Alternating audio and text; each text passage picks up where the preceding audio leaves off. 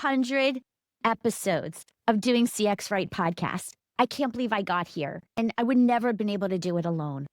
When I first recorded my episode number 1, which was with Shep Hyken, who was my first and 100th episode, I'll be honest, I didn't know what I was doing.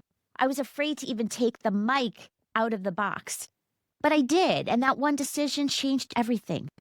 Fast forward to today, episode 200. This isn't just a milestone. It's a reflection of growth, consistency, and courage. Over the years, the show became more than a platform.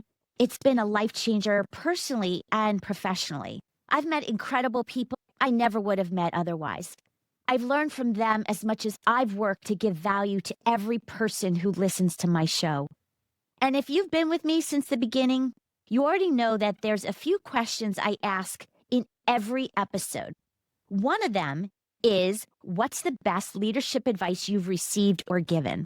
That question has sparked some of the most powerful insights. Having spent 25 years in corporate, I've seen the best leaders and the ones that needed to be better. And honestly, I've learned from both, especially the ones who told me to go figure it out without any guidance and handholding, because I did, and it made me stronger.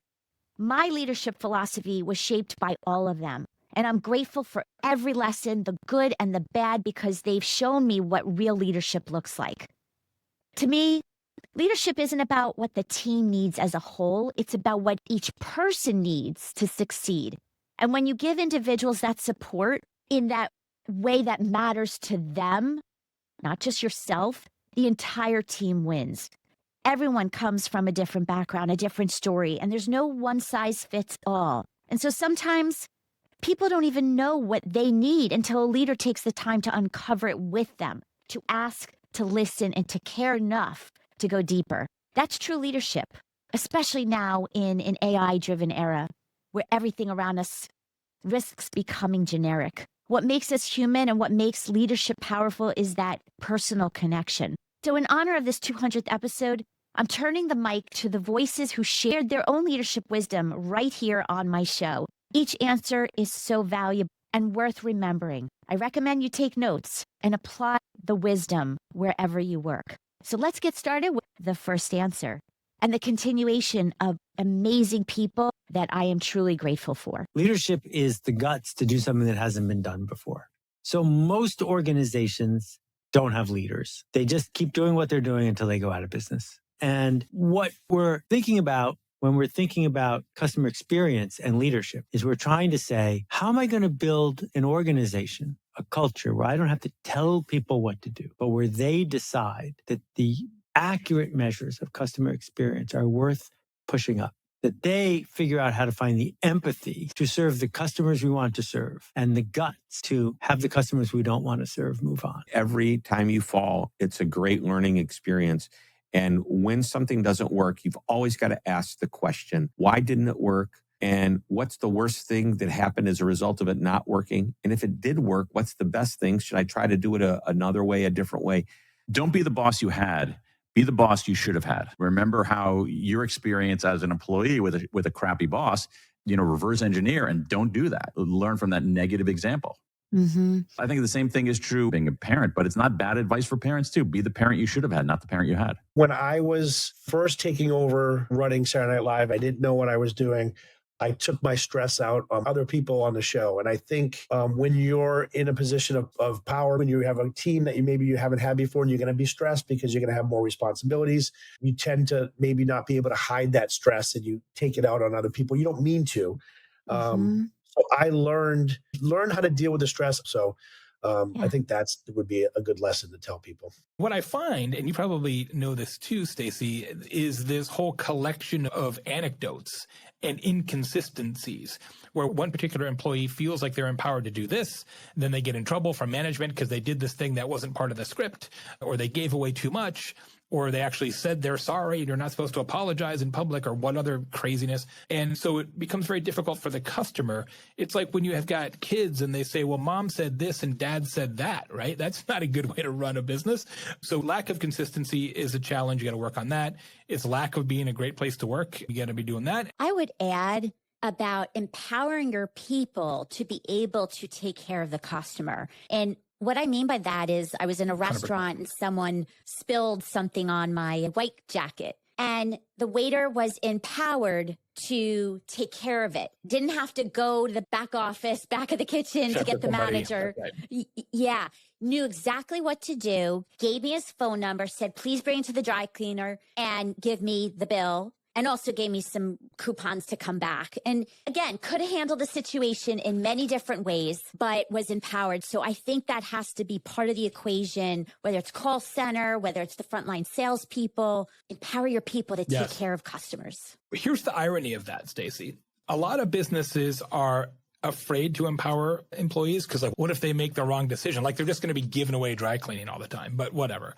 To me, that's a symbol that you just don't trust your team. But that being the case, not having to go check with a manager and tying up that person's time actually saves the organization money. So this idea that empowering employees is inefficient, the opposite is true. When you don't empower the employees, every little thing takes 3 layers of management to investigate, and all of that is a cost to the organization. That's the part that nobody ever calculates, right? They think, well, what's the cost of the employee giving something away? What they don't talk about is what's the cost of us sitting around figuring out what we should give away, if anything. Loyalty, it means my people are willing to change and struggle in service of their customer. Loyalty for me to them as a leader is to take care of them, to give them the tools they need, to inspire them, to enrich customer lives. But loyalty for an employee, it's the willingness to change and play a role in a team and be held accountable to make sure that they're making lives better. And then as a broad life's message, Harry's was really helpful to me. His secretary said, Bob finds people in his life that he thinks they're on the right mission and they're making the world better, and he invests in them. He just tries to help them succeed. And I think that's probably the most important message. When you see a person or a team or a company that you really see as making the world a better place, find a way to help them. They deserve your loyalty. And that's why I've got a loyalty bell in my backyard, that deciding who's worthy of your loyalty and committing your life to it, that's really the biggest decision you have in your life, because it guides your life, but it also defines your legacy. I would say stop using NPS as your primary objective. Instead, use the aggregate customer lifetime value. Use NPS as a way to gauge whether you're improving customer value or undermining it. Use it as a way to figure out how to earn more loyalty from your customers. But don't use it as your primary objective, because it's just a proxy for what you're really trying to do, which is grow profitably and sustainably through incremental investments in customer relationships. If you want to make a lot of money in selling, don't have making money as your target. In other words, your target is serving others. Now, when you hit the target, you'll get a reward, and that reward will come in the form of money, and you can do with that money whatever you choose. I would say the great leadership is never about the leader, right? Leadership is never about your company itself. It's about touching lives with great value. It's about that person's life being better as a result of you being part of it. I also want to be brutally honest and say that it really takes a good leader and a good person to be able to put their own life aside and celebrate your happiness. And I think that that's important for leaders to be listening, to be able to do that for their people, for their colleagues, for customers.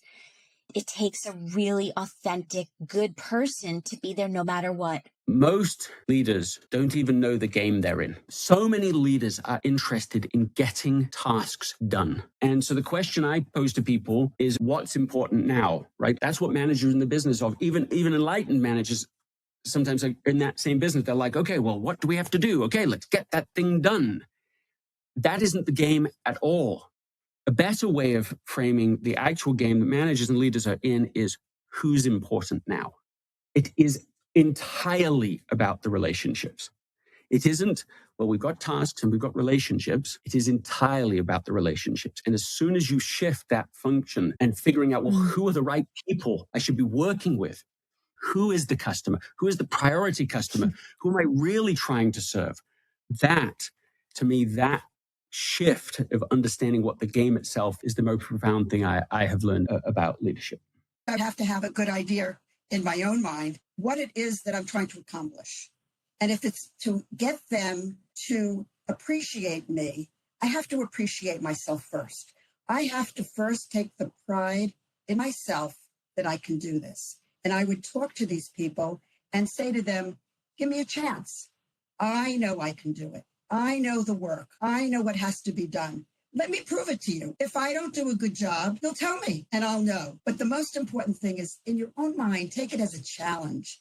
Think of it as something that, all right, they don't think I can do it. I'm going to prove to them that I can. And that's attitude that you need in order to get other people to see you the way you want to be seen. I love that. I hope people listening here will take the advice of believing in yourself, because like you said, if you don't believe in yourself, why would anybody else believe in you? Exactly. Right. If you take the chance and you succeed, look at the wonderful world that opens up to you. And you can only take two paths. The path of, I'm not going to take a chance. It's a dead end. You have nothing more to think about. You take the path that has a chance and you succeed. Wow, that's what it's about. Yeah, agree. Leaders should be focusing more on potential. As we continue to be squeezed for good talent, I think we need to start developing our young people better and start looking at people that can do the job. The biggest challenge for leadership today is to really open their mind and recognize that the reasons why their customers do business with them have changed. I was keynoting a conference and the CEO was on right before me. And he says, after his rah-rah speech, he says, and remember, at the end of the day, it's about quality.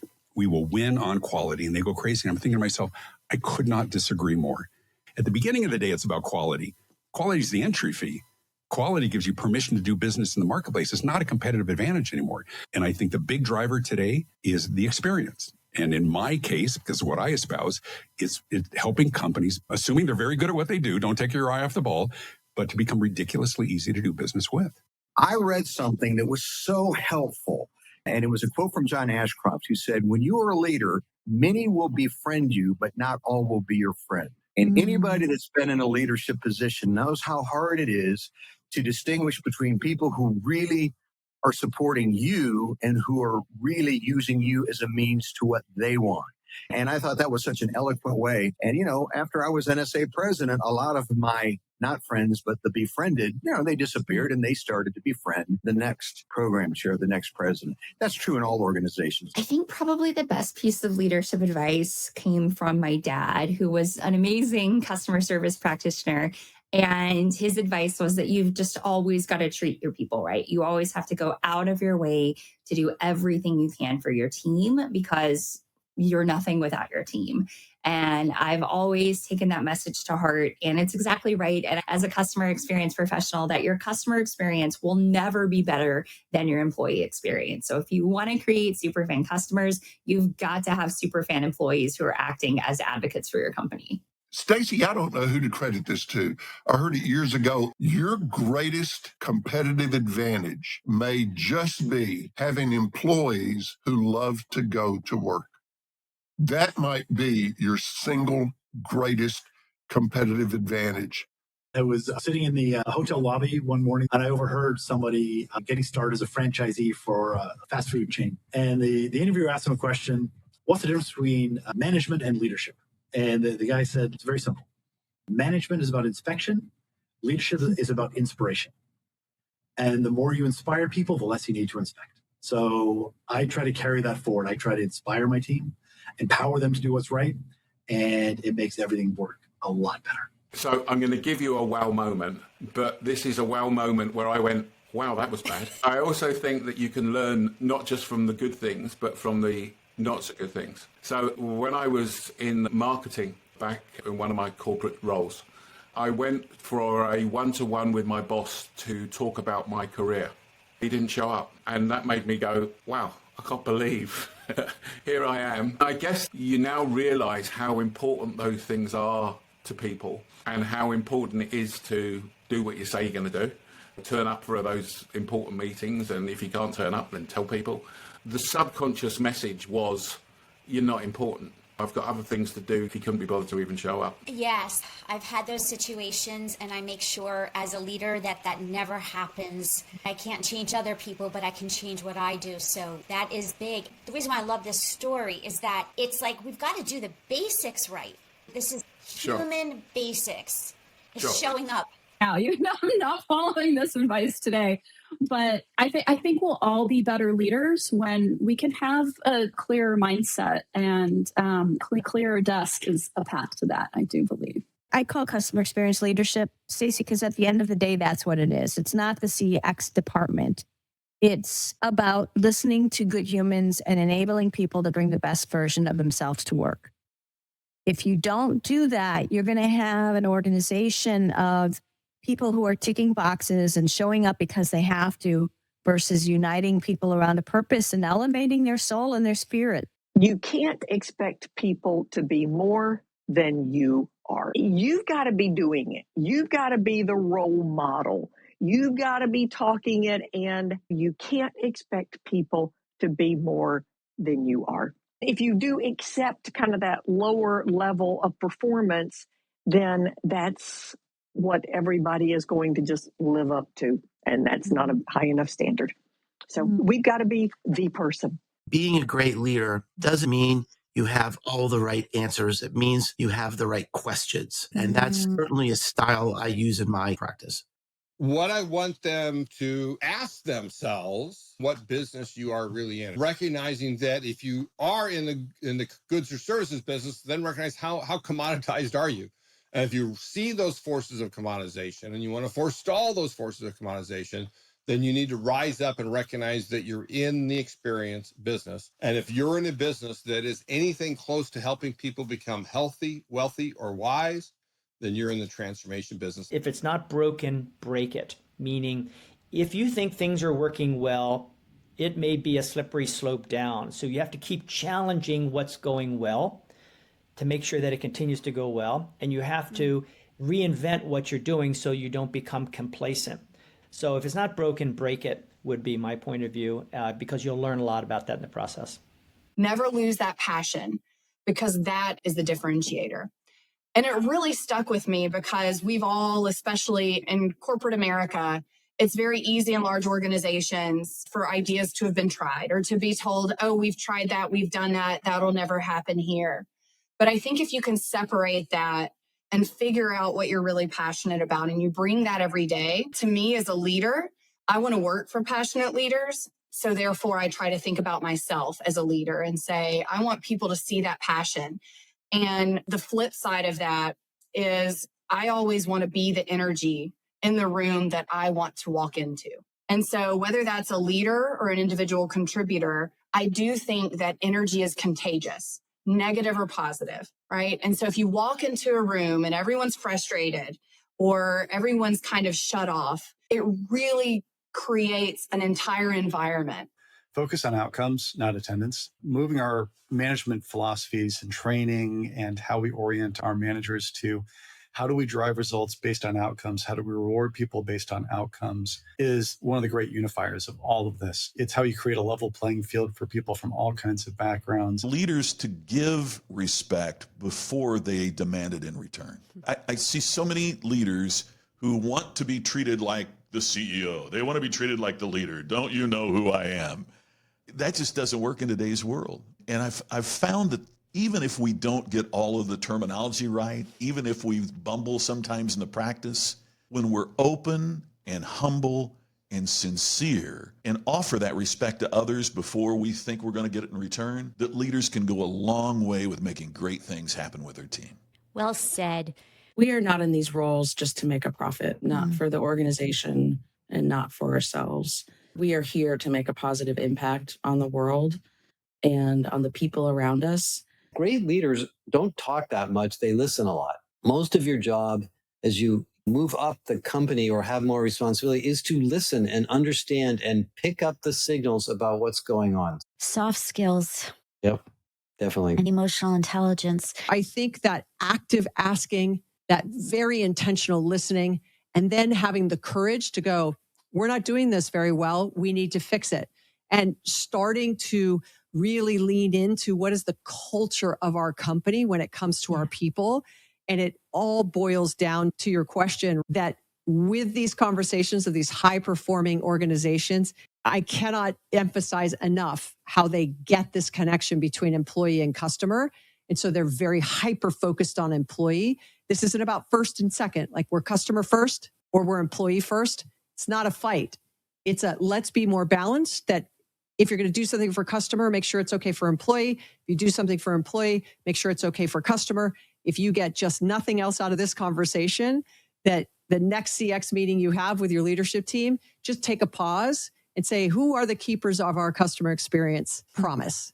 People will say employees. And that it's what are we doing to make sure they have what they need to deliver what we are promising? Are we failing them? Then you start to have really rich conversations. Language matters. The problem is not the problem. The problem is how we think about the problem. And when people ask, well, how do I start both and thinking? We say, you got to start by changing the question, right? How can we approach and enable the unique customer experience of this one customer and come up with a more global and universal approach to customer integration? How could Unilever both think about being socially driven, mission driven, and double their profits? And as soon as we change the question, it recognizes or it invites us into thinking about the problem in a different way that introduces or invites us into alternative solutions. So change the question. Great leaders care for their people. Great leaders know that they're in the business of helping people grow. And when you help people grow, they'll run through walls, mountains for you, whether they're on your team still or not. And I would encourage any leader to work on their compassion muscle if they really want to harness the power and potential of their people. Choose to be unique. And that is an intentional choice that you have to make as a leader or as an organization. Choose to stand out. Don't choose to just be better, because then you bring yourself, your brand, and your organization constantly into a comparison trap. Do something different, something has never done before. If you want to be a leader, first you have to love yourself, because then only then can you love the team that you work for, that you're leading. And that is a really important thing that people forget. I believe emotion does count. It does matter in business. And I'm on this rampage to make people realize that, because they're just so focused on the hard numbers and metrics, but they're ignoring that emotional piece. The best leadership advice is very, very simple. Lead by example. Starts with the top. And I'm sure that every leader, some may be listening and rolling their eyes, but it really is true. And I think that those organizations that have their leaders actually out there on the front lines, the employees don't have any excuses. And I think it builds this unique trust with their customers as well, that they can have a direct line of communication. Be yourself, be authentic, and let people know why what you're doing matters. What meaning does it have? What's your sense of purpose? If you can speak from the heart to the heart in a way that resonates with people, it's extremely inspiring. I think the best advice I've ever gotten is to make sure that you take time to build the correct foundation for your future customer experience models. The better you build your foundation, the more time that you take for your foundation, the better the results are going to be at the end of the day. And that is consistently played out time and time again. We need to find ways to enable the right way to do things for our employees, especially. Get everybody thinking in terms, we're not selling products, we're selling experiences. If you can just repeat that mantra over and over and model that in your own behavior, I would ask people to remember is, and I'm going to put myself in the role of a customer. I want three things from any company that I deal with. I want you to do the job right. I want you to be easy to do business with.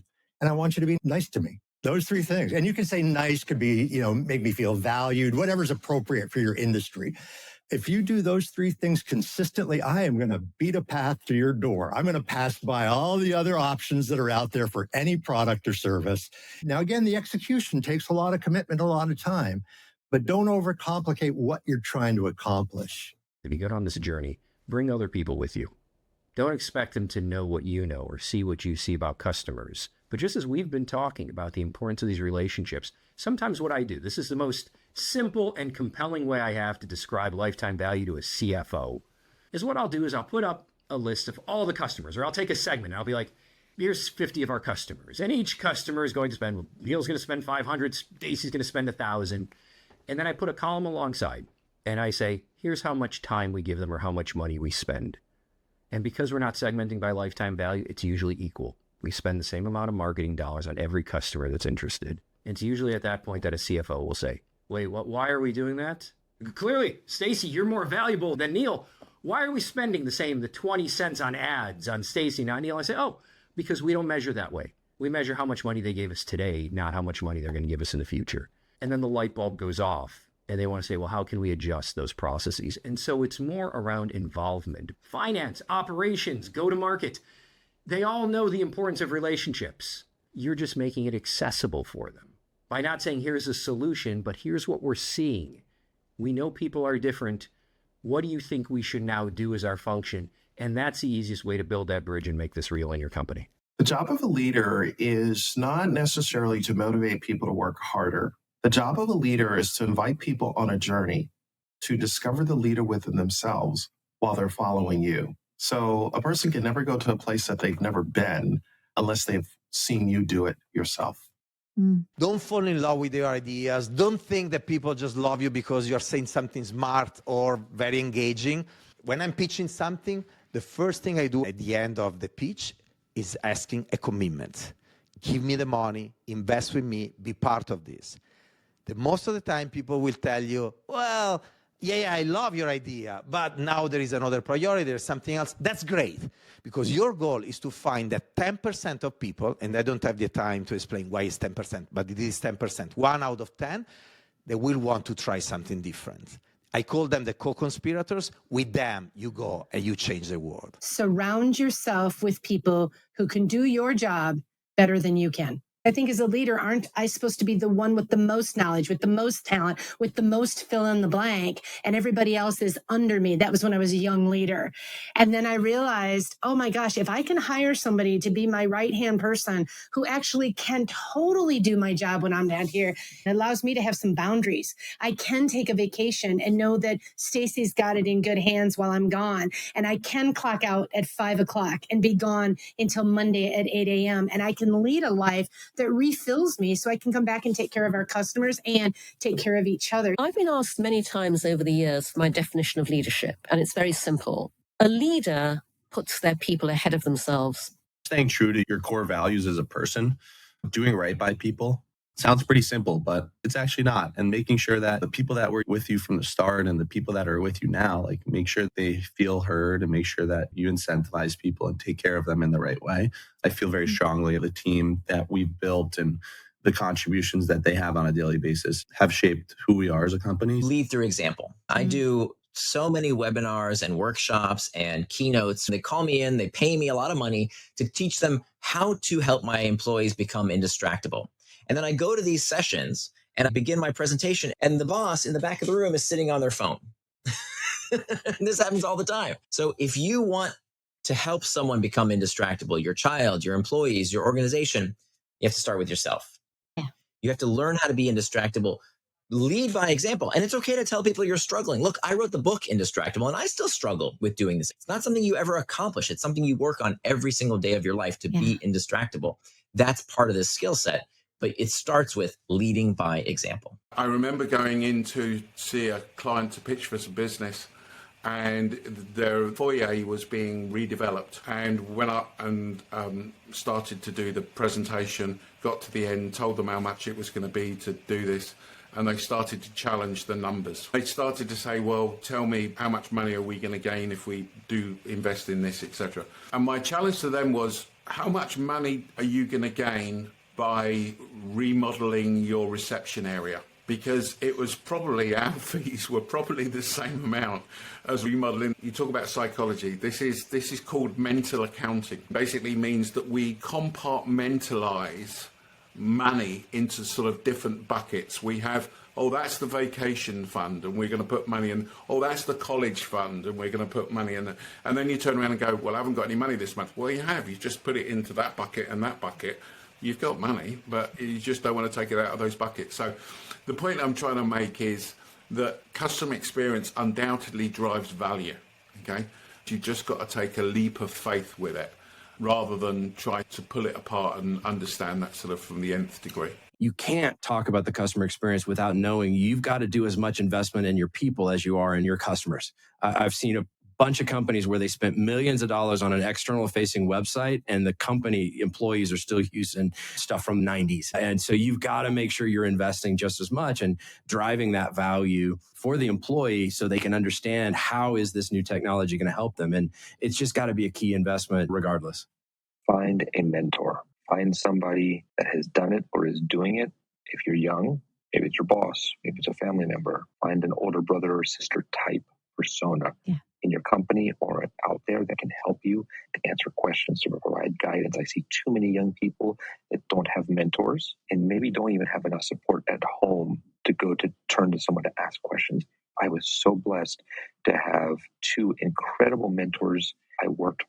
I think my work style was very reflective of how they were and they treated me and how they performed their job. Don't rob yourself of what you consider the most important, valuable things in your life. Because a lot of times people get to that stage because of their aspirations and their success, and they're really good at what they do. But sometimes that spin can just spin more than their emotional, psychological, spiritual life actually wants to tolerate or should tolerate. For them to feel balanced and relaxed and to be even a better leader. It has as much to do with the quality of life, and so that you're not over committing and then burning out. And so I just be aware, you have to be conscious of what you're doing. And there's nothing wrong with being a 24/7 career man or woman, go for it until it doesn't work. If it's not, what's not? And getting more sensitive and subtle about recognizing what has your attention, about what needs to be changed or what needs to be different than it currently is. Once you recognize that, do you know how to make that change and to make it different? That's where getting things done is a great tool. Every day is a choice. You can choose to bring the energy, to be positive, to embrace hardship, embrace change, and be more positive than you are negative. And you have the negative voice, and that's okay. But don't let the negative voice be the one to lead your decision making. The brave one should lead the decision making. And the worst that can happen is you'll probably feel bad or cry, and that's okay. You're not going to die. The one thing I would want them to remember is that refrain from communication with your team during those off hours. Refrain from emailing on Saturday evening, because in a position of hierarchy, people will feel compelled. Take care of your people. I have this philosophy that my job is to make somebody as successful as they can be and as they want to be, to provide an environment where they can grow, flourish, expand their career, and do that so they can do an amazing job. And then it's incumbent upon me to make them so good or provide the platform, but then it's on me to retain them. There are a lot of roles where ambiguity in what the person does is really important. You need to manage to the skills of your people, not to a narrow definition of the role. Great advice.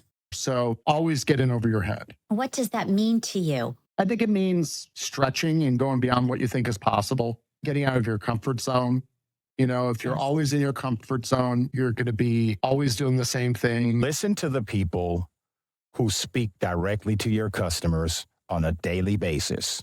Understand that they have value, their opinions matter, and give them a seat at the table. At least make them part of these meetings and conversations.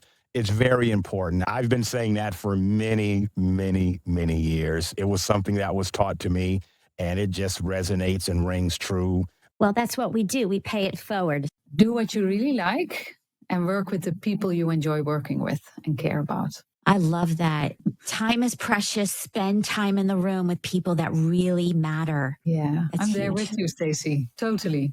Don't waste your time. Make sure you've got a culture inside your company that's focused on delivering on the kinds of experiences that customers want. Make sure that you have a work environment that employees want to come to, because it's those employees, the happy ones, that are going to drive happy experiences for your customers. You have the capacity within you to make this happen. Share that across the board so that everyone believes in the same purpose, that we're all here for the same reason. And then that I've received is, and I pass this on all the time, so it's sequential, make sure you're all singing from the same sheet music. Don't tell one version of the story and have somebody else tell another version. That same value statement that is up on the walls gets disseminated at every level of the organization. It's about sitting back and listening and allowing for the fact that your way may not be the best way, or even if your way is the best way, it may not be the way the project or the experience goes, because everyone has a say. And being open to that is super important and critical to us from a CX perspective. Yeah, and that's where culture comes in, making it safe to have a voice. I think that the most important thing that great leaders can recognize is that everybody on the team is smart and has something to share and can bring to the table. The law of reciprocity states, and I'm a believer that, like, I truly want other people to win. I want my entrepreneurial friends to win. Law of reciprocity states, therefore, other people want me to win. And what's the easiest way to help other people help me win? It's not overcomplicating the messaging around what you do. That's the biggest thing, is really the power of niching down as an entrepreneur. They'd want you to be known for one thing in particular. And from that, you can start to do, like, support people in different ways, but be known for one thing. Be fearless. Don't be afraid to be rejected, right? Don't worry about appearing too ambitious. Don't worry about looking imperfect. And don't be afraid to ask for a leg up, I think, or that raise, or for that promotion. I think you've had Daniel Goleman on your show. He wrote a book called Primal Leadership. And the nugget of wisdom is you have to adapt your leadership style and your communication style for the situation that you're in.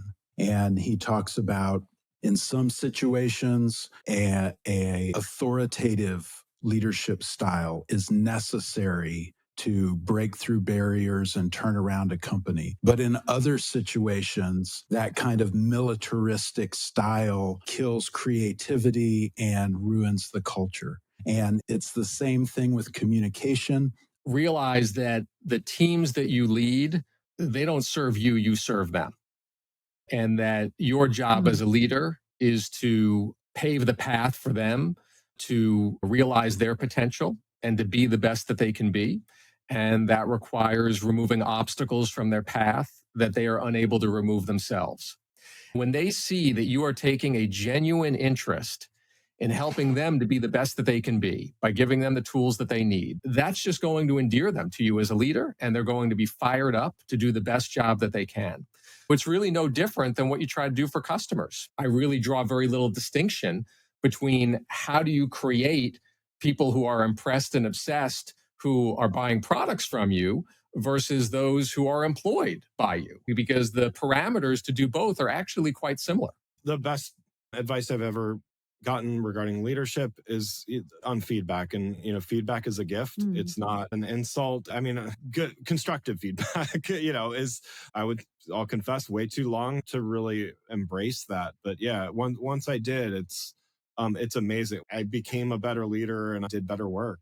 You have to have grit in business as a leader. Anything you do, having grit and the perseverance to push through, having grit to deal with the difficult things first will help you as a leader and not shine away from that. Leadership isn't a job. It's a responsibility. It's not about us, right? It's more about humility, sacrifice, service, love, empathy. It's really about helping other people become the best version of who they are. And leadership isn't about tenure or title either, right? It's about having impact. And so you can lead in your community, you can lead in your family, you can lead on your team, your workplace, wherever you want to contribute. What I want leaders to know is the way you make people feel will determine whether or not they become advocates of what you're doing. And the other word for an advocate is a fan. Fans become loyal. Loyal fans come back to you more often, spend more money, tell others about you. And if you can create that environment where they come back more often, tell others about you, you'll make more money. You need to become, whether you like it or not, a more empathetic leader to create an empathetic organization that will underpin everything else. So that's what I need leaders to understand, that empathy has a direct connection with making money.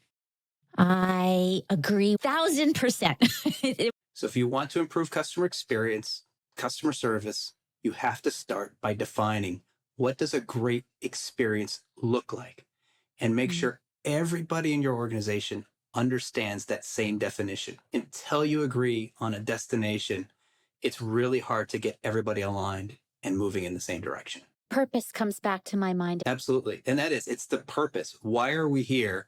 What is the goal of the organization beyond profits? But why are we really here? Why do we show up each and every day?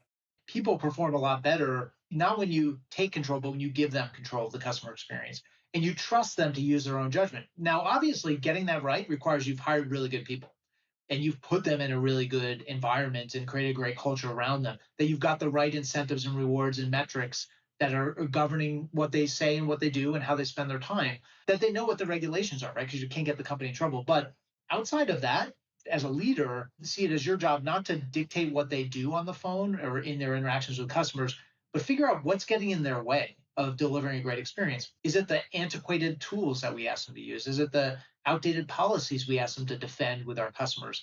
Is it the scripts that we ask them to, or the QA checklist, or the handle time clock showing how fast or slow they're answering calls and handling those? When you lock them down and you tighten the screws, and you tell them what to say and do, it's hard for them to make it easy for the customer.